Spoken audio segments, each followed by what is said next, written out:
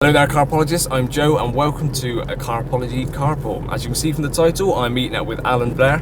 Really looking forward to this one, not only because he's a top bloke, I met him a few times, but also because we're in my home area. We're in Somerset. And as he's a massive music lover and festival goer, it only made sense to meet him at Glastonbury.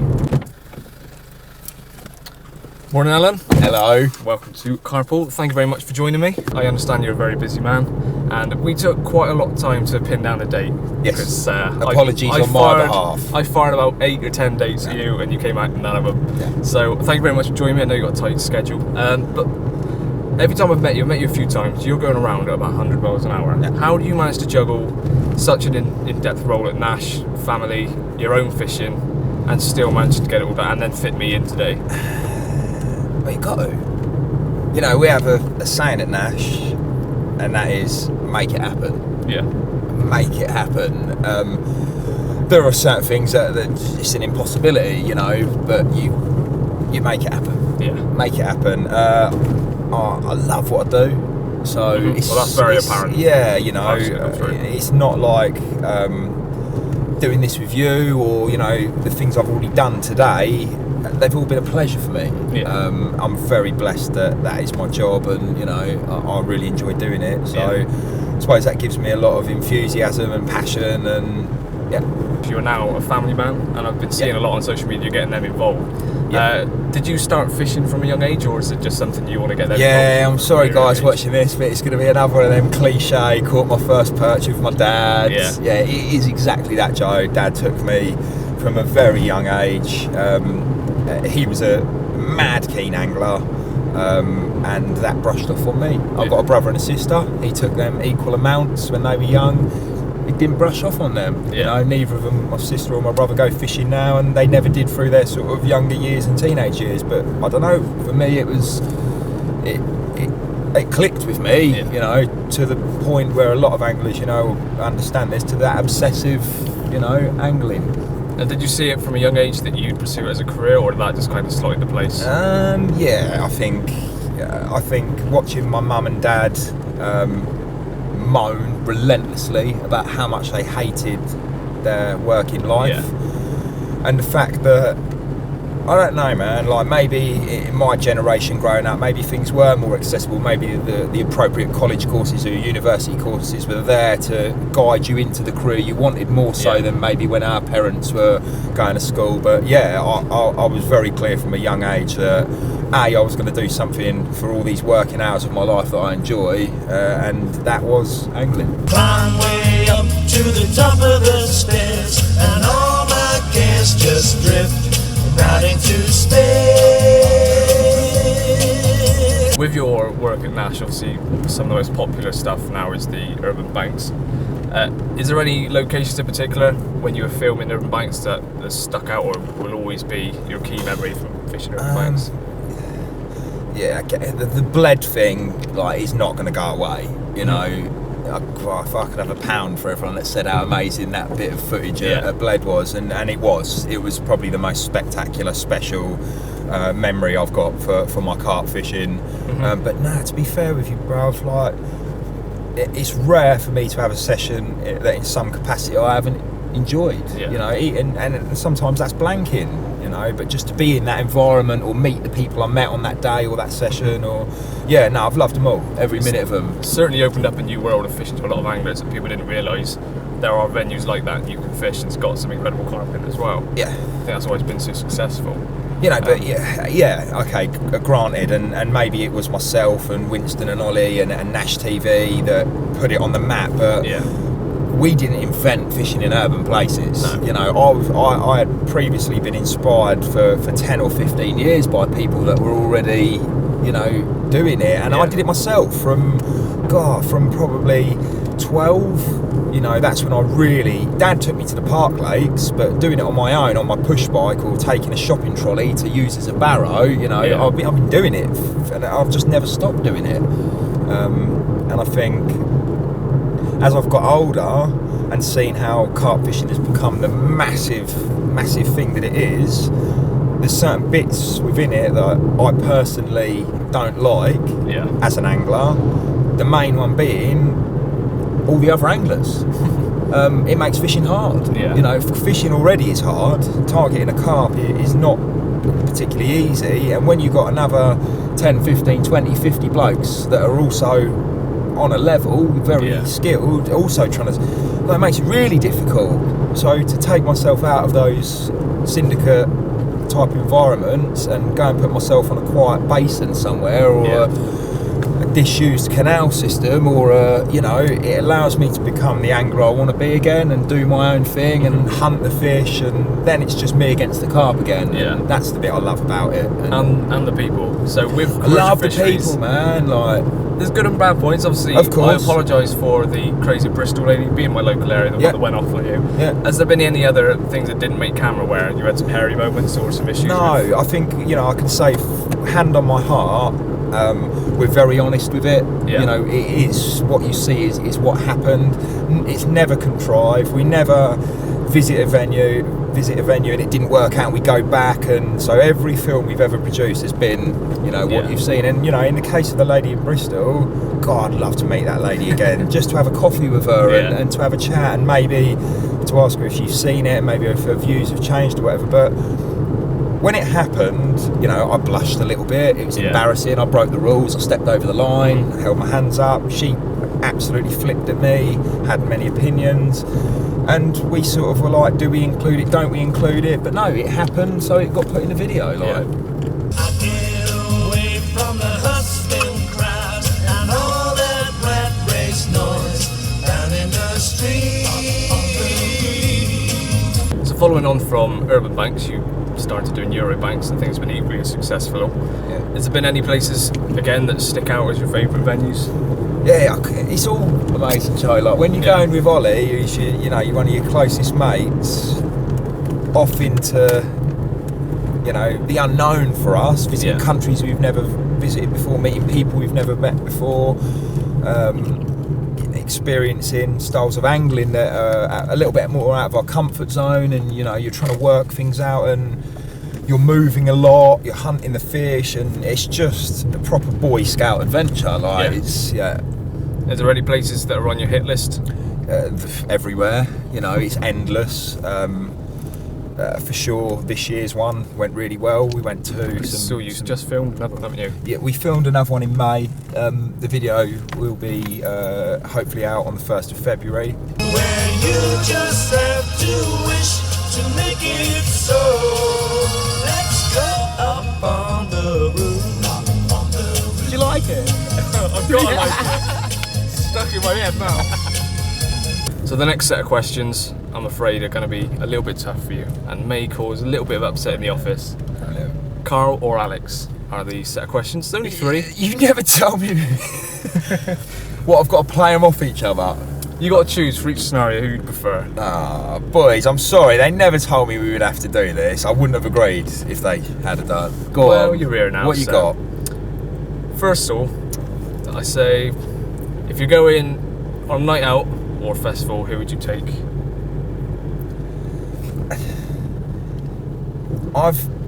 This isn't fair. Poor Alex, man. I take Carl because I've had some really good nights out with him already. Yeah. It's difficult to get him out, but socialising on the bank and that, Carl's always well up for it. I've just not had that opportunity with Alex. He might be a much better party goer, but yeah, at Carl. Sorry, Alex. Next one? Yeah. Flatmate.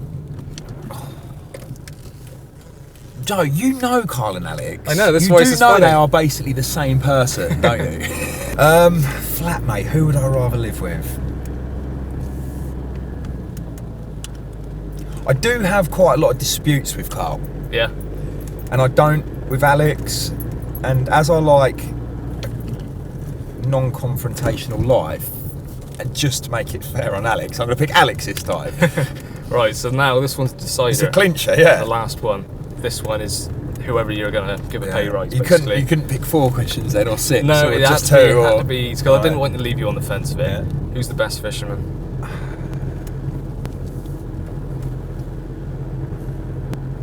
I can hear the cogs ticking away.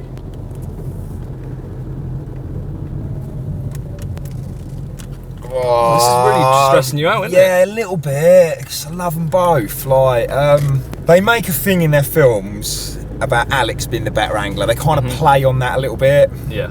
And I've got to call it, and I'm going to say Carl.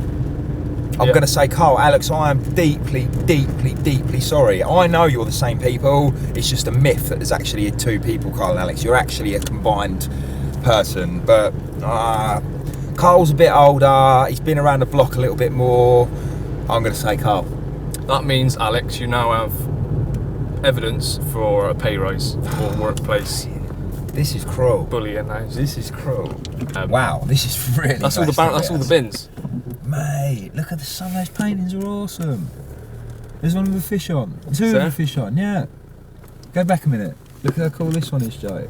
Look, I like that fish. In fact, I'm going to take a quick photo of it. So as you may have realised, I've taken Alan to Glastonbury site and he's already spotted the colourful bins. I want you to have a look at them all. So the next question is about footwear, which is quite apt because you may have realised we are now on the grounds of Glastonbury Festival and you can see it's pretty muddy.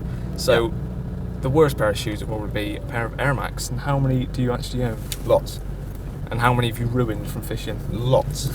I'm not a collector. Yeah. So every pair of Air Max I've ever purchased, they have one purpose in life, and that's to be worn. I have no guilt in taking them straight out of the box and immediately climbing into the lake. Good for raving, good for fishing, good for just being generally comfy in. Certainly not the most practical, but... You got a pair on at the moment? Of course. Well, here, Alan, as you can see, wow, mate, you've done it. You've succeeded. The pyramid stage. Wow. Now, I've only ever been here in a sea of tents and thousands of people. I've seen Rolling Stones, Metallica, Ed Sheeran, all of them. Yeah. Ed, mate, how amazing was Ed? He was awesome. You haven't? Yeah, twice. 2 years he was here. But there you are. This is really weird. I've never been here before without being in a sea of people in cider.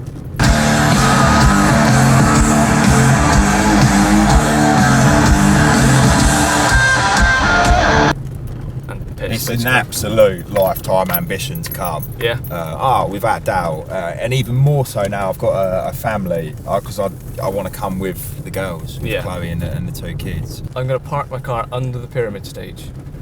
Thanks for this, Joe. That's all right. What a lovely way to spend a Monday morning. You are literally driving under it. I fully expect to get swiped on by Glastonbury security, but it is just a farm. We're underneath the pyramid stage. Mate. Welcome to Somerset. This is Glastonbury. Joe. Thank you. Let's have a look around. So, Alan, our drive to get to where we are was a bit awkward. I drove down a few little lanes where we weren't really sure where we were going. But where have I taken you to? We're at Glastonbury. We're at the pyramid stage. It's incredible. I feel very privileged to be here. Having never been to the festival myself, just to, be here. Yeah, it's pretty spectacular, Joe. Thank you. And I even parked under the pyramid stage. You did. But, yeah, awesome. So, you're a big music fan, everyone knows that. You go to a lot of festivals. Have you ever been recognised at festivals or any weird occurrences? As the years have gone on and my profile's raised, obviously, a lot of people ever seen you in a worse state? Surely. People have seen me in some pretty bad states, fella. Like I went to, I think I told you, a folk festival this year. Yeah. And it got somewhat out of hand. Some people posted on Instagram afterwards, unbeknown to me at the time, that they bumped into me as anglers there, and I've left them memories that they will cherish for a lifetime. And I have no idea what these memories are. And if I'm out raving to the drum and bass and stuff with Ollie and all the other boys from work, regularly people want a photo in the party, and I love it. My missus doesn't like it at all, but Well, you definitely need to get your hands on the tickets for here sometime. One day, it's a dream, an absolute dream. This next question, still music related, came from your good friend Ollie. What would you rather? Thanks, Ollie. A carp? Yeah. Or a double bass drop? I presume by that Ollie's referring to someone like 𝗵𝗲𝗿𝗄 who's just dropping double after double after double.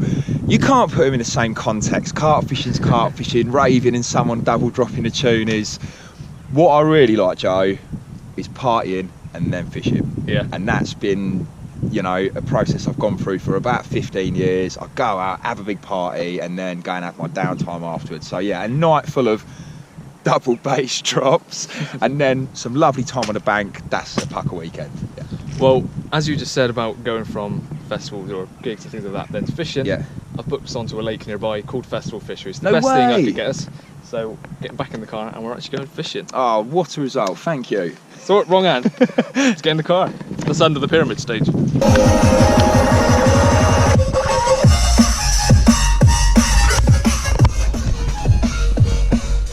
It is cool, man. My hair's gone over the back of my head, and I've got a field of sheep and some seagulls at best.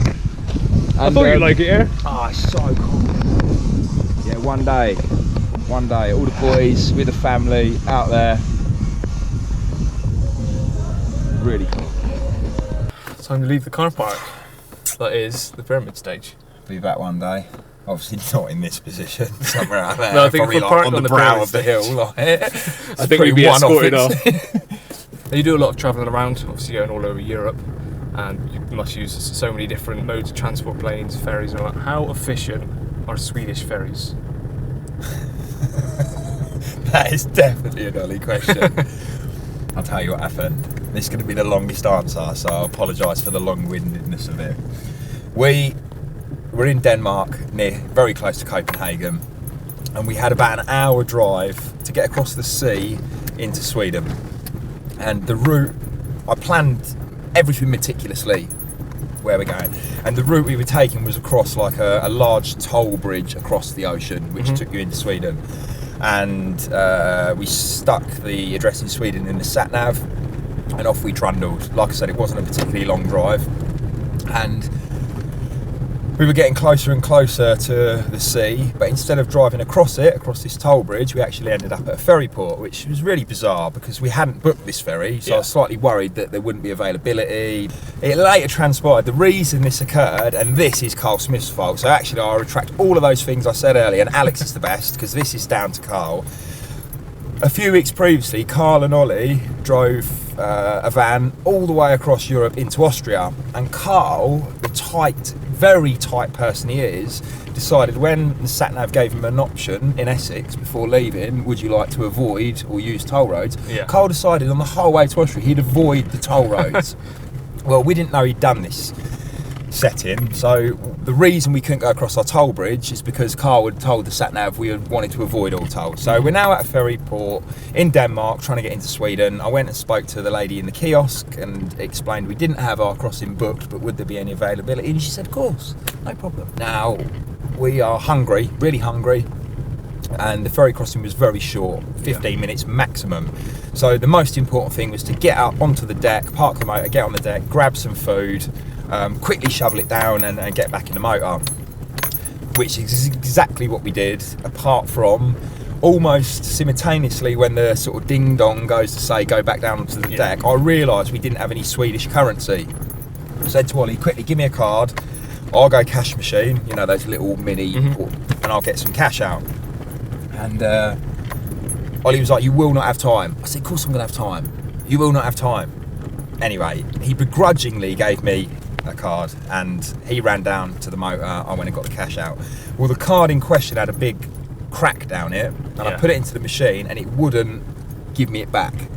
So I'm fumbling around. Eventually the card is given back. I rushed down to the deck where our vehicle was parked, only to find no vehicles on there and the new lot of cars coming on. Oh dear.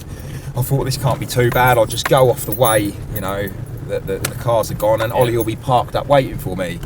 He wasn't. I walked all the way out through the terminal, past customs, and I'm now on Swedish soil and there's no Ollie to be seen. To cut a long story short, I was lost on my own in Sweden with nothing other than a cracked credit card, no mobile phone, no way of communicating for about 4.5 hours, and I felt like a lost boy in, you know... Funny you should say about lost, because I've just done a whole loop. We're back at the pyramid stage.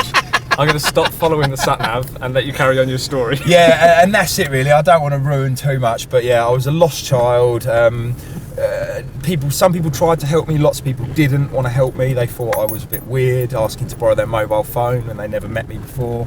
The net result was it was starting to get dark, and I kept going back to the ferry terminal where the two lovely ladies in there were very, very helpful, but just couldn't get through to my phones, of which were with Ollie in his presence, so I can't get hold of Ollie at all. And the final straw really was this lady looking me in the eyes saying, "Where are you going to sleep tonight?" And then it really dawned on me that I was lost in Sweden on my own with nothing. I actually had to book a hotel, which wasn't cheap, in the middle of Sweden. And I was in the hotel for about 3 minutes, managed to make the phone call I needed to make this time. Yeah. And I went and met Ollie, and he could have... This is when you know a mate is a proper mate, because he could have flipped and lost his shit with me, and he didn't. He just said, "I'm going to say this once and once only. I told you so." Give me a big hug, and we carried on with the rest of the... Yeah, nice one, Al. Cheers, mate. So other than carp fishing, because obviously you are portrayed mainly as a carp guy online, what do you prefer to go for other than carp? I hope this doesn't disappoint anyone, but carp fishing in the form of sitting behind static bite alarms is one of my least favourable forms of angling. Yeah, definitely. Catching carp in the summer on a floater, stalking carp, hunting carp, running around park lakes with choddies, and that I love. But when it comes down to having to sit and wait, I'm dreadful at it. I'm just not got the patience for it. And I take my hat off to the guys, that are weekend after weekend fishing their target water, and it ain't me. I'd much rather go out for a day on the river trying to stick float, go and do a little bit of pike fishing, which is more often than not a lot more instant. I definitely like the thrill of the bite and the hunt and the playing the fish, as opposed to setting myself a big target that I'm trying to achieve. I've got a bit of a thing for ornamentals. I do love a koi. I could just cut it there. You've got a thing for ornamentals and leave that as the trailer. So you've been one of the main men at Nash for 11 years now. How has life at Nash changed since you've been there? Are you the marketing, the videos and things? What's changed since you started? I can't sit here and proclaim to have worked in it for as long as someone like Kevin, for example, who's seen massive changes across the industry. But in the time I've been here, there has been changes for sure.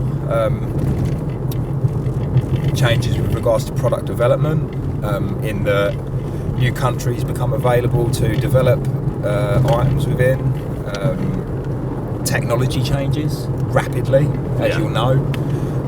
The marketing side of things, when I first started, it was pretty much a load of magazine schedules, and you were nailing reviews and adverts and content features, etc. And it quickly spiraled almost out of control. Lots of shows, the teams got bigger, the countries we were selling in became more widespread, which in turn meant more teams and more shows, and then social media. It's changed things a lot. Digital marketing, the social platforms, Instagram, Facebook. Personally, I've avoided them. Really avoided them, and I ain't got time for it, Joe. Whenever I get up in the morning, I've got a ream of post-it notes of things that need to be done today. On top of that, a load of meetings, and the last thing I've got time to do is sit and look about, what Joe, my neighbours, had for tea last night. And I apologise now, I am on Instagram, but I never comment back, because then you end up in conversation with people, and I'd love to reply to all the beautiful messages and comments people leave, but it becomes almost a job in itself. And in your years of working at Nash, it's obviously bound to be disagreements. Have you ever had any fallings out with the main man, Kevin himself? Falling out? No. But I was with Elliot Gray and Rich Stewart, who previously worked at Corda. You probably know they started Elliot started his typography thing. And I had a lovely time out filming with the lads, and it was sort of the last, the morning before we were due to wrap it up, and that we were sitting having a brew, and they quite cagily said, "We've got a question to ask you." "Yeah, sweet lads, whatever." They were like, "We heard this rumour, can you tell if it's true or not?" And we heard that Kevin sacked you, he was infuriated by you, he sacked you, you left the premises, went home and decided, I'm going back to work again, and reappeared the following day, which is completely incorrect, by the way. That never, ever, ever happened.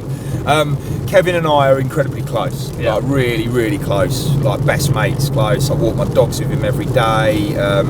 He invites me around for Sunday. Like, it's far more than Just he's the boss of, Yeah. you know, we fished together for the last sort of 10 years.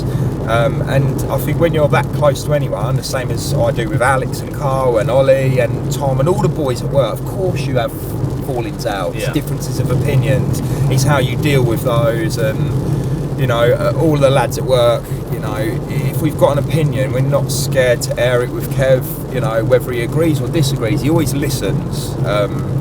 So yeah, there are moments when I must frustrate him. I know I frustrate Kev, Yeah. and conversely, there's moments when he frustrates you. The same as, you know, when you're in a relationship with anyone, a close relationship. Yeah, I think it's part and parcel of it. Yeah. Well, thank you very much, Alan, for joining me today. Joe, really a pleasure. Yeah, Thanks for great having fun. me. Absolutely loved going to Glastonbury myself, actually. Parking under the pyramid stage has got to be a highlight of the day. For sure. How many people can say they've done that? I don't know. I don't even Can know if anyone? it's possible. I don't even know if it was meant to be possible, but we did. We did. We are now here at Festival Fishery, next best thing, because I know how much you love your carp fishing. And Yeah. it seemed pretty fitting to come here. Yeah. So this is where we're going to end it for you guys. We're going to go get the rods out and hopefully catch something. But yeah, I've absolutely loved it. Thank you, mate. Let's go on fishing. Let's do it.